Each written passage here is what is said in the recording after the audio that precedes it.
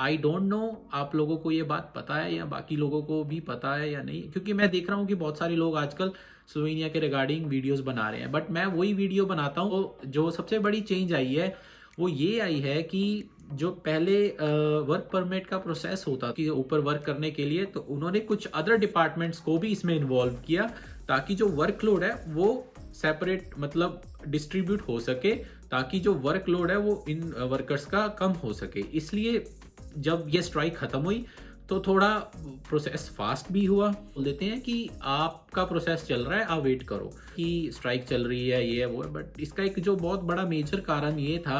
Hello everyone, कैसे हैं आप लोग? पहले तो नमस्ते, सत श्री अकाल, आदाब सब लोगों को। आई नो बहुत ही टाइम हो चुका है कि मैंने वीडियो नहीं बनाई। आई थिंक 6-7 से ज़्यादा महीने हो चुके होंगे। बट इसका रीज़न कुछ ज़्यादा सीरियस नहीं था या कुछ स्पेशल नहीं था। मैं सिर्फ ब्रेक लेके बैठा हुआ था यूट्यूब से, क्योंकि मुझे था कि मैं थोड़ा, क्योंकि बीच में स्लोवेनिया में थोड़ा प्रॉब्लम आ गई थी कि स्ट्राइक्स हो गई थी यहाँ पे ऑफिसेज में, तो ज़्यादा कुछ इन्फॉर्मेशन मिल नहीं रही थी। जो यहाँ के एडमिनिस्ट्रेशन ऑफिसेज हैं, वहाँ के जो वर्कर्स थे वो सब स्ट्राइक्स पे चले गए थे और इसकी वजह से ज़्यादा इन्फॉर्मेशन मिल नहीं रही थी। तो फिर उसके बाद जब स्ट्राइक ख़त्म हुई तो नई इन्फॉर्मेशन आनी शुरू हो चुकी थी। तो फिर मैं वो इन्फॉर्मेशन इकट्ठी कर रहा था, तो मेरा था कि मैं आपके लिए एक ऐसी वीडियो बनाऊं, जब भी बनाऊं तो उसमें सब न्यू इन्फॉर्मेशन, जेन्युइन इन्फॉर्मेशन और वो इन्फॉर्मेशन हो जो ऑफिशियली इम्प्लीमेंट हो चुकी है। काफ़ी सारे चीज़ों में चेंज हुआ है स्लोवेनिया के वर्क परमिट के रिगार्डिंग। सबसे बड़ा जो एक चेंज हुआ है कि आई डोंट नो आप लोगों को ये बात पता है या बाकी लोगों को भी पता है या नहीं, क्योंकि मैं देख रहा हूँ कि बहुत सारे लोग आजकल स्लोवेनिया के रिगार्डिंग वीडियोस बना रहे हैं, बट मैं वही वीडियो बनाता हूँ जिसके बारे में ऑथेंटिसिटी आप पब्लिक में जाके भी कंफर्म कर सकते हैं, लाइक ऑफिसेज वगैरह में स्लोवेनिया के। तो जो सबसे बड़ी चेंज आई है वो ये आई है कि जो पहले वर्क परमिट का प्रोसेस होता था वो ऐसे था कि आप एडमिनिस्ट्रेशन ऑफिस में जाते थे, वहाँ पे आप अपने एप्लीकेशन सबमिट करते थे, वो प्रोसेस करते थे, वो आगे से फॉरेन मिनिस्ट्री को करते थे और वो सब डिपार्टमेंट उस चीज़ को हैंडल करते थे। बट बिकॉज जो स्ट्राइक वाला पीरियड था तो वहाँ पे वर्कर्स की एक डिमांड थी कि वर्कलोड बहुत ज़्यादा है हम पे। तो वो वर्कलोड को टैकल करने के लिए जो गवर्नमेंट है उन्होंने एक स्ट्रेटजी अपनाई, जिसमें उन्होंने ये किया कि कुछ, जैसे कि एक डिपार्टमेंट ऑलरेडी था इन केस के ऊपर वर्क करने के लिए, तो उन्होंने कुछ अदर डिपार्टमेंट्स को भी इसमें इन्वॉल्व किया ताकि जो वर्कलोड है वो सेपरेट मतलब डिस्ट्रीब्यूट हो सके, ताकि जो वर्कलोड है वो इन वर्कर्स का कम हो सके। इसलिए जब ये स्ट्राइक खत्म हुई तो थोड़ा प्रोसेस फास्ट भी हुआ। इतना भी नहीं फास्ट हुआ कि आप आज अप्लाई किया परसों वीज़ा आ जाए, ऐसा कुछ नहीं है। फास्ट मीन्स के जो ये जो वीज़ा एप्लीकेशन देखते हैं वर्कर्स, उन्होंने अपना काम थोड़ा और बढ़िया तरीके से करना शुरू कर दिया है, थोड़ा प्रोसेस इसको स्मूथ करना शुरू कर दिया है। इसका रिजल्ट सबसे बड़ा ये रहा कि जिन लोगों का फिंगरप्रिंट्स पेंडिंग थे, लेट्स से, उनके फिंगरप्रिंट्स आने शुरू हो गए। क्यों? क्योंकि जो एप्लीकेशंस थी स्ट्राइक्स के टाइम पे, जब भी कोई एप्लीकेशन सबमिट हो रही थी, जो मुझे फीडबैक्स मिले हैं कंपनी से या फिर जो लोगों ने अप्लाई किए हैं या जो भी XYZ, उनका यही था कि वो हमारी एप्लीकेशंस ले रहे हैं और आगे से ये बोल देते हैं कि आपका प्रोसेस चल रहा है, आप वेट करो। तो इसका जो आप जेन्युइन बाय थिंकिंग या बाय एस्टिमेट आप ये सोच सकते हैं कि वो सिर्फ फाइल्स पकड़ के रख रहे थे, उस पर कोई वर्क नहीं हो रहा था। तो जब ये स्ट्राइक खत्म हुई तो वो प्रोसेस, उन्होंने फाइल्स को आगे आगे प्रोसेस करना शुरू कर दिया। इसका रिजल्ट हुआ कि जिन लोगों का पेंडिंग था 1 साल से 6-7 महीनों से, उनका वो प्रोसेस होना शुरू हो चुका था। एक सबसे बड़ी चीज थी स्ट्राइक की, मैं स्ट्राइक के बारे में मेंशन करना चाहता हूं क्योंकि मैंने अपनी काफी वीडियोस में मेंशन किया है कि स्ट्राइक चल रही है, ये है वो है, बट इसका एक जो बहुत बड़ा मेजर कारण ये था कि ये जो स्लोवेनिया का वर्क परमिट है ये सिर्फ इंडिया से ही अप्लाई होता है, इंडियंस का, राइट? सबको पता है। जो कोई इंडियन स्लोवेनिया इंडिया से बाहर भी रहता है, अगर वो जिस देश में भी रहता है वहां पे स्लोवेनिया की एम्बेसी है, वो वहां से भी कर सकता है। बट मेनली जो मेजोरिटी ऑफ वर्क परमिट्स हैं या कोई भी स्लोवेनिया का वीज़ा है वो इंडिया से ही होता है, क्योंकि इंडिया में ही स्लोवेनिया की एम्बेसी है। लेकिन इसमें एक जो सबसे बड़ा फैक्टर ये आया कि जैसे इंडिया के साथ कुछ देश लगते हैं, श्रीलंका, बांग्लादेश, नेपाल, ये जो देश हैं, इनके यहाँ पे स्लोवेनिया की एम्बेसी नहीं है, मतलब मे बी कॉन्सुलेट होगा बट एम्बेसी, वो सर्विसेज वाली एम्बेसी नहीं है जहाँ पे वो जाके अपना वर्क परमिट अप्लाई कर सके। तो इन लोगों को भी स्लोवेनिया में आके अप्लाई करना पड़ता, sorry I am sorry, India में आके अप्लाई करना पड़ता है।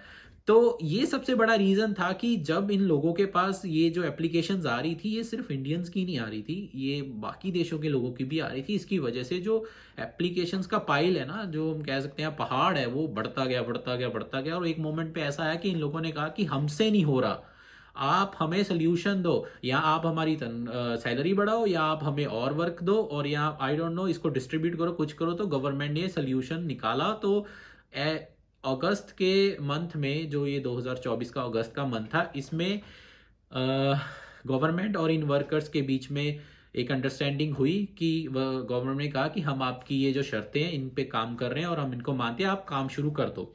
तो इन लोगों ने काम करना शुरू कर दिया। अब जब ये स्ट्राइक खत्म हुई है, उसके बाद क्या होना शुरू हुआ है? सबसे पहले तो ये चीज हुई कि जो पेंडिंग प्रोसेस था वो फास्ट हुआ थोड़ा। दूसरा ये हुआ कि कंपनी से डेटा मंगवाना शुरू कर दिया इन ऑफिसर्स ने, इन डिपार्टमेंट्स ने, कि आपका हम अब ये कर रहे हैं, आप ये हमें सबमिट कराना शुरू करो। सबसे बेस्ट चीज़ ये हुई कि उन्होंने उस चीज़ को इतना सीरियस लिया कि अगर गवर्नमेंट इस चीज़ को हमारी मान रही है तो अब हम इस प्रोसेस को फास्ट करें। बट इसमें कुछ रूल्स भी चेंज हुए, अच्छे भी हुए बुरे भी हुए। अच्छे आप कह सकते हैं इसलिए हुए कि वीज़ाज की रेशोज बढ़ी। बुरा रूल इसमें कोई इतना बड़ा आया नहीं, बट एक चीज़ जो हुई है, जो पहले भी होती थी, ऐसा नहीं है कि अभी मतलब इम्प्लीमेंट हुई है, पहले भी होती थी, वो है, इससे घबराने की जरूरत नहीं है। जो मैं पॉइंट बोलने लगा हूं वो है इंटरव्यू। इंटरव्यू जो था पहले, जो स्लोवेनिया वर्क परमिट का था, वो ऐसा रेशो था कि आप ये लगा लो कि अगस्त 2024 से पहले जो भी वीज़ाज अप्लाई हो रहे थे, अगर 100 वीज़ाज अप्लाई हुए हैं तो 100 में से दो या तीन, जो मुझे इंफॉर्मेशन मैंने इकट्ठी की है, 2 या 3 लोगों की एक इंटरव्यू होती थी। वो सिर्फ इसलिए होती थी कि वो दे वांट टू नो कि ये बंदा सही है, इसको इन्फॉर्मेशन है, ये कोई मतलब नॉन वर्कर तो नहीं है कि सिर्फ बाहर ही जाना चाहता है या ऐसा वैसा। बट अगस्त 2024 के बाद जब ये सब हुआ है, तो इसका जो इंटरव्यू का रीज़न है, ये नहीं है कि गवर्नमेंट ने कहा है आप लो, इसके पीछे एक बड़ा रीज़न और है, वो मैं आपको आगे वीडियो में बताऊंगा। पर पहले मैं बता दूं कि ये रेशो कितना बड़ा है।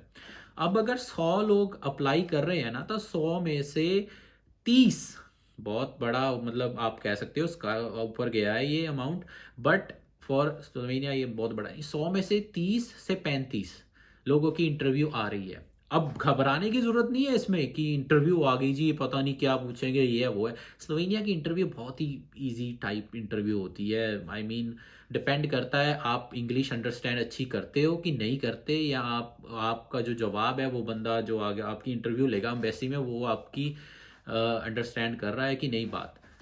अब इंटरव्यू क्या, इसमें क्या पूछा जाता है, क्या उसके आंसर्स देने चाहिए और उसकी प्रिपरेशन कैसे होनी चाहिए, इसके लिए मैं एक सेपरेट वीडियो बनाऊंगा जल्दी ही। बट अब मैं आपको मोटा मोटा बता दूं कि इंटरव्यू में कुछ नहीं पूछा जाता ज़्यादा। ये पूछा, आपके बेसिक्स पूछे जाते हैं, आपका कौन सी कंपनी में काम है, आप कहाँ रहोगे, और आपको ये जॉब कैसे मिली, और आप रहोगे कहाँ, आप जो काम से जॉब पे कैसे जाओगे, ये सब क्वेश्चन। बट इसमें एक बहुत ही बड़ा मेजर क्वेश्चन है जो पूछा जा रहा है आज के टाइम पे, इंटरव्यू जब हो रही है, और उस क्वेश्चन के आंसर पे आपका वीज़ा डिपेंड करता है, आपका परमिट डिपेंड करता है। और वो मैं आपको अगली वीडियो में बहुत ही जल्द उसको रिवील करने वाला हूँ कि वो क्या है, क्योंकि वो हर किसी से नहीं पूछा जा रहा, पर जिससे भी पूछा जा रहा है, अगर वो उस जवाब को नहीं अच्छी तरीके से दे पा रहा, सेटिस्फाइड नहीं कर पा रहा, क्योंकि वही सारे क्वेश्चन आपकी कंपनी को भी पूछे जा रहे हैं। आई मीन सेम नहीं पूछे जा रहे, थोड़ा घुमा के पूछे जा रहे हैं, बट उनका जो आंसर, जो आप कंक्लूजन निकालते हो ना, तो वो वही है। तो वो जो एक मेजर क्वेश्चन है ना, वो बहुत ही इंपॉर्टेंट चीज़ हो चुकी है आज के टाइम में स्लोवेनिया के वर्क परमिट में। तो वो मैं आपको अगली वीडियो में वो ज़रूर बताऊंगा। मैं ये कोई इसका वो सस्पेंस नहीं डाल रहा, बट अब मैं उसके ऊपर थोड़ी और रिसर्च करना चाहता हूँ कि ये अगर 10 लोगों की इंटरव्यू हो रही है तो 10 से पूछा जा रहा है ये सवाल, या सिर्फ 5 से पूछा जा रहा है। तो मैं नहीं चाहता कि आपके ऊपर कोई ऐसी इंफॉर्मेशन मैं दूं जिससे आप पैनिक करें, या जिन्होंने वीज़ाज अप्लाई किए या जिनकी वीडियो आ रही है वो इसके ऊपर एक तरह का रट्टा लगा लें या कुछ कर लें, और वो बाद में मुझे कहे जी आपने बोला था इसलिए हम ये करें और हमारा आया नहीं। तो मैं ये नहीं चाहता। तो इस पे आप वेट करना थोड़ा, आप चैनल को सब्सक्राइब करें, तब तक लाइक करें वीडियोस। और चैनल सब्सक्राइब करने का आपको फायदा ये होगा कि जब ये वीडियो आएगी तो आपको उसका नोटिफिकेशन आएगा और आप वो वीडियो इमीडिएटली देख सकते हैं और आप जान सकते हैं सब ये चीज़ें। और तब तक आई होप कि मेरे पास इनफ रिसर्च हो कि मैं आपको बता सकूं कौन कौन से क्वेश्चन पूछे जा रहे हैं। अब ये जो इंटरव्यू वाली चीज़ है ये क्यों होनी शुरू हो चुकी है ज़्यादा? पहले कम थी, पहले भी होती थी पर पहले कम थी, अब क्यों ज्यादा? इसका सबसे बड़ा मेजर कारण ये है कि 2023 से लेके अगस्त 2024 तक, इवन स्ट्राइक टाइम, स्लोवेनिया में बहुत सारे वर्कर ऐसे आए कि जो आए एक हफ्ते में स्लोवेनिया से भाग गए, बिना किसी को बताए किसी और कंट्री में चले गए, या वो स्लोवेनिया में आए और उन्होंने उनको जॉब पसंद नहीं आई और उन्होंने बिना अपने मालिक को बताए जॉब पे गए नहीं और कोई और काम करना शुरू कर दिया इलीगली, या उन्होंने जॉब जो जैसे कई, देखिए मुझे पता है आप लोगों को भी पता है कि नॉट 100% जो लोग आते हैं वो जेन्युइनली उनको काम आता है। देखो ये सबको भी पता है, बट बहुत सारे लोगों को आता होता है और वो बहुत ही स्किल्ड होते हैं। बट इसमें से लेट से अगर 10 लोग आ रहे थे तो 10 में से 2 ऐसे आ रहे थे जिनको कोई काम नहीं आता था। तो बट कंपनीज वाले तो यही सोच के बुला रहे थे कि हमने इनसे काम लेना है, ठीक है, तो इनको काम आता ही होगा। बट नॉर्मली ये हुआ कि जब वो आए, कंपनी वालों ने उनसे देखा कि उनसे तो काम ही नहीं हो रहा, उनको तो काम आ ही नहीं रहा है, तो कंपनी वालों ने उनको जॉब से निकाल दिया। तो एक ये चीज़, क्योंकि इस चीज़ का फिर इंफॉर्मेशन इन ऑफिस में गई, लेबर डिपार्टमेंट के ऑफिस में गई, इमिग्रेशन के ऑफिस में गई, फॉरेन डिपार्टमेंट के ऑफिस में गई कि ऐसे ऐसे वर्कर्स के साथ हमारा एक्सपीरियंस है। तो उन्होंने क्या किया कि उन्होंने कहा कि ठीक है जी, अभी लोग एम्बेसी तो जा ही रहे हैं फिंगर देने, तो क्यों ना इनकी एक छोटी सी इंटरव्यू भी रख दें ताकि जेन्युइनिटी पता लगे कि हाँ ये रियली ये बंदा जिस कंपनी में जा रहा है उस कंपनी के साथ इसकी बाउंडिंग बनी भी है कि नहीं, कंपनी ने इसका सिस्टम चेक किया भी है कि नहीं। अब सिस्टम वर्ड मैंने बोल दिया है, बट सिस्टम वर्ड का मतलब ये है कि कंपनी ने इसका सारा डेटा चेक किया है कि नहीं, कंपनी रियली बिलीव कर रही है कि इस बंदे को जो जिस जॉब के लिए आ रहा है उसको काम आता भी है कि नहीं। तो ये बहुत बड़ा रीजन था कि ये चीज इंप्लीमेंट हो गई है। अभी भी कमेंट्स में मुझे पता है कई लोग बोलेंगे जी हम तो फलाने एजेंट से अप्लाई कर रहे हैं, या एजेंट ही कमेंट करेंगे कि हमारे बंदों की तो आ ही नहीं रही, तुम तो गलत बोल रहे हो। भाई देखो ये इन्फॉर्मेशन, जो ये वीडियो आज बनाने का इतने टाइम के बाद रीज़न ही ये है कि मैंने जो इन्फॉर्मेशन इकट्ठी की है ना वो बहुत ही जेन्युइन सोर्सेज से इकट्ठी हुई है, कंपनीज और लोगों से जिन्होंने ये चीज़ें एक्सपीरियंस की हैं और उन्होंने बताया है। और अगर मैं 50 लोगों से भी मिला हूं ना तो 50 में से 25 लोगों ने बोला है हमारी इंटरव्यू हुई है। अगर मैं 5 कंपनियों से भी मिला हूं ना तो 3 कंपनियों ने बोला है हमारे वर्कर्स की इंटरव्यू हुई है। और ये सिर्फ इंडियंस की नहीं हो रही बाय द वे, क्योंकि लोग सोचेंगे कि शायद इंडियंस की हो, ना ना, नेपालीज लोगों की भी हो रही है और बांग्लादेशी लोगों की भी हो रही है। तो ये एक मिक्स है। तो इसका मतलब ये नहीं है अगर वहाँ पे इंटरव्यू हो रही है तो सिर्फ इंडियंस की ही हो रही है, बाकी लोगों की भी हो रही है। इसलिए कई लोग एक कमेंटों में कई लोगों को मिसलीड करने की कोशिश करेंगे कि भाई हमारी तो हो नहीं रही, तुम कैसे कह रहे हो। तो अगर आपकी नहीं हो रही, क्या पता नेपाल के लोगों की हो रही हो और आपकी बाद में होनी शुरू हो जाए, तो इस चीज़ को ज़्यादा इस पर डिबेट करने की ज़रूरत नहीं है। ये चेंज हो चुका है, दैट इज़ 100%। अब स्लोवेनिया का वीज़ा विदाउट पहले ये नहीं कोई मतलब इसके चांस नहीं है कि आपकी इंटरव्यू आएगी या नहीं। अब ये हो गया है 50-50 वाला सिस्टम। अब इसमें घबराने की जरूरत नहीं है कि इंटरव्यू आएगी वीज़ा नहीं लगेगा, नो। वहां पे इंटरव्यू कोई अमेरिकन टाइप नहीं हो रही जहां अमेरिका का वीज़ा आप अप्लाई करते हो तो उसके लिए इंटरव्यू करवानी होती है, इस उसकी टाइप की इंटरव्यू नहीं हो रही। तो आप ये चीज़ अंडरस्टैंड करो। अब जैसे मैं आपको बताने लगा हूँ जो चीज़ें कि ये जो इंटरव्यू है इसके बेसिक्स क्या हैं, तो इसको ध्यान से सुने आप। तो सबसे बड़ा बेसिक इस इंटरव्यू का ये है कि जो लेबर डिपार्टमेंट है वो जानना चाहता है एम्बेसी के थ्रू कि आपका आपकी कंपनी के साथ जो कांटेक्ट हुआ है रिगार्डिंग वर्क के लिए वो कितना जेन्युइन है। बस this is the bridge between that and this. अब ये जो चीज़ है ये अब आप जिन एजेंसियों से काम करवाते हैं उनसे पूछिए कि भाई आप हमें एटलीस्ट इंफॉर्मेशन तो दो बेसिक, बिना उसके मत हमें रखो, क्योंकि ये चीज़ें आपको अगली वीडियो में बताऊंगा कि कौन कौन सी चीज़ें बहुत इंपॉर्टेंट है।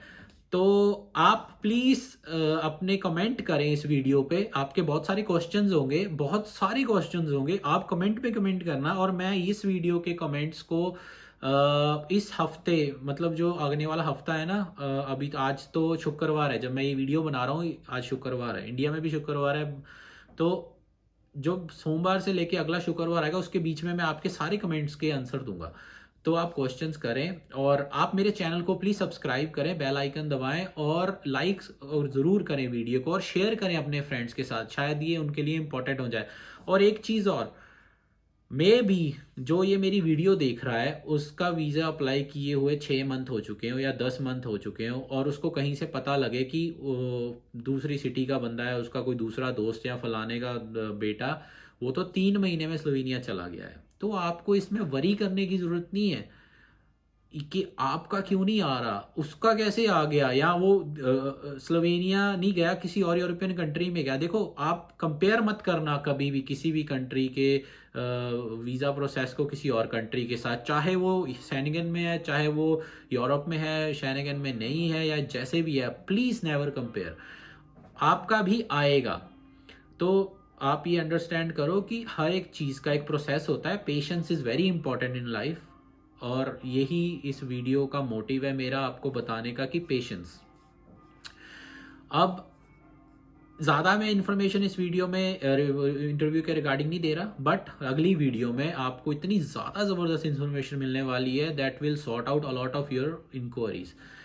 और अगेन मैं अब कहना चाहता हूँ कि जो वीडियो ना बनाने का कारण सबसे बड़ा यही था कि मैंने एक ब्रेक ली थी यूट्यूब से, ताकि मैं इन्फॉर्मेशन इकट्ठी कर सकूं और आप लोगों के बीच एक जेन्युइन इन्फॉर्मेशन फिर से ला सकूं। बाय द वे हमारे यहाँ पे सर्दी पड़ रही है कड़ाके की, और बस यही कह सकता हूँ कि बहुत मुश्किल होता है ठंड में वीडियो बनाना, बट लकीली घर के अंदर थोड़ा गर्म होता है, हीटर वीटर लगे होते हैं, तो वीडियो बनाइए आप लोगों के लिए। आई होप आपको ये वीडियो अच्छी लगे और अगली वीडियो में मैं आपको इंटरव्यू के रिगार्डिंग बहुत सारी चीज़ें बता सकूं, और अगर एक दो रूल्स और जो नए आए हैं। बाय द वे स्लोवेनिया की सैलरी बढ़ गई है, में इनकम जो मिनिमम इनकम थी, जो मिनिमम सैलरी थी वो स्लोवेनिया की अब बढ़ चुकी है और वो अब है 1253 यूरो, 53 यूरो, सॉरी 53 मैंने पंजाबी में बोला, बट मैं बोलूँगा पंजाबी में, यार मैं पंजाबी बंदा हूँ, जैसे दलजीत कहता है पंजाबी आ गए हुए, वही सिस्टम है हमारा भी। तो 1253 यूरो जो सैलरी है वो मिनिमम स्लोवेनिया की हो चुकी है। इस पे भी मैं थोड़ी बात करूंगा अगली वीडियो में। तो thank you so much video देखने के लिए। आई नो आप लोग हमेशा इंतज़ार करते हैं और I hope I will make more videos for you guys. Thank you so much watching my videos. Like और सब्सक्राइब ज़रूर करें और मैं आपको अगली वीडियो में मिलता हूँ एक नई इन्फॉर्मेशन और आपका सबसे बड़ा जो सॉरी ये थोड़ी डस्ट थी, सबसे बड़ी इंक्वायरी को कवर करने के लिए कि अगर इंटरव्यू आती है किसी की तो उसमें क्या पूछा जाएगा और उसमें क्या आंसर देना है। और फिर से मैं रिपीट कर रहा हूं कि अगर मैंने आज मेंशन किया है कि इंटरव्यूज आ रही हैं, इट डजंट ऑब्वियस के जो ये लोग मेरी वीडियो देख रहे हैं और उन्होंने स्लोवेनिया का अप्लाई किया है उनकी भी आएगी।